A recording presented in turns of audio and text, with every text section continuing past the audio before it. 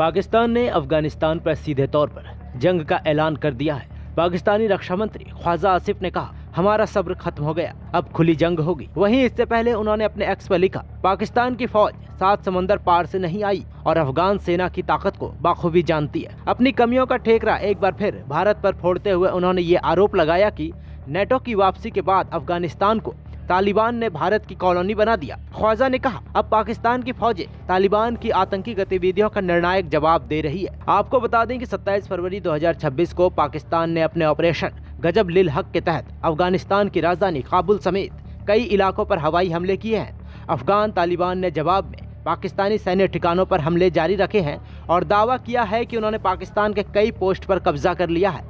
दोनों देशों के बीच ये झड़पें 21 फरवरी 2026 से चल रही है, लेकिन अब ये खुली जंग में बदल चुका है। पाकिस्तानी सूचना मंत्री अत्ताउल्लाह तरार ने एक्स पर पोस्ट कर बताया कि 133 अफगान तालिबान अधिकारी मारे गए हैं, 200 से ज्यादा घायल हैं। उन्होंने ये भी कहा कि 27 अफगान पोस्ट तबाह कर दिए गए हैं, 9 पर कब्जा कर लिया गया है और 2 कोर हेडक्वार्टर, 3 ब्रिगेड हेडक्वार्टर, 2 गोला बारूद depot, 1 logistic base, 3 battalion headquarter, 2 sector headquarter, 80 से ज्यादा टैंक, आर्टिलरी गन और एपीसी नष्ट कर दिए गए हैं। पाकिस्तान का कहना है कि यह ऑपरेशन जारी है और तालिबान को भारी नुकसान पहुंचाया जा रहा है।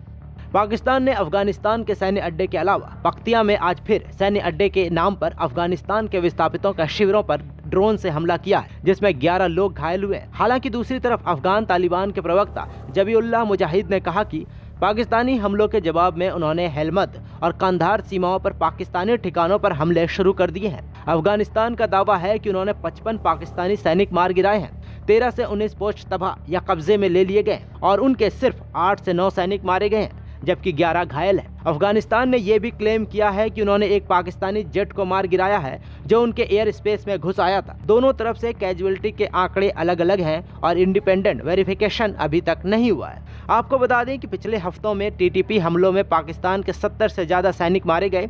पाकिस्तान ने अफगानिस्तान को टीटीपी को शरण देने का दोषी ठहराया। तालिबान ने जवाबी हमले में 55 पाक सैनिक मार गिराने, 15 बंधक बनाने का दावा किया है। पाकिस्तान ने वहीं 113 तालिबान लड़ाके मारे जाने का ऐलान कर दिया है। अब चलिए आपको बताते हैं कि दोनों देशों के बीच जंग के पीछे का इतिहास क्या है। दरअसल पाकिस्तान और अफगानिस्तान के बीच एक लंबी खुली सीमा है और कई इलाकों में दोनों तरफ से लोग पारंपरिक रूप से एक दूसरे के काफी करीब हैं। दोनों की यह करीबी धार्मिक और सांस्कृतिक स्तर पर है।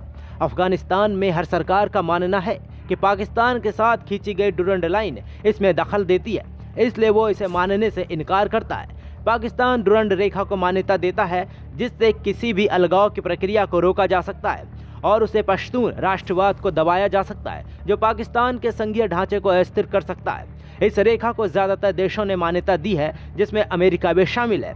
संयुक्त राष्ट्र के नक्शों पर इसे व्यवहारिक डिफैक्टो सीमा के रूप में दिखाया गया है। अफगानिस्तान ने शुरुआत में दबाव में आकर इसे स्वीकार तो कर लिया, लेकिन तब भी अफगान नागरिकों ने इसे पश्तून भूमि का मनमाना विभाजन माना और इसका विरोध किया। ये रेखा 1894 से 1896 के बीच चिन्हित की गई थी, लेकिन कई दुर्गम इलाकों में इसे अस्पष्ट छोड़ दिया गया था। वहीं पाकिस्तान का मुख्य आरोप है कि अफगानिस्तान टीटीपी तहरीके तालिबान पाकिस्तान को शरण दे रहा है, जिन्होंने हाल के हफ्तों में पाकिस्तानी सैनिकों पर हमले किए। तालिबान सरकार ने इनकार किया, लेकिन क्वेटा शुरा जैसे गुटों को समर्थन का शक।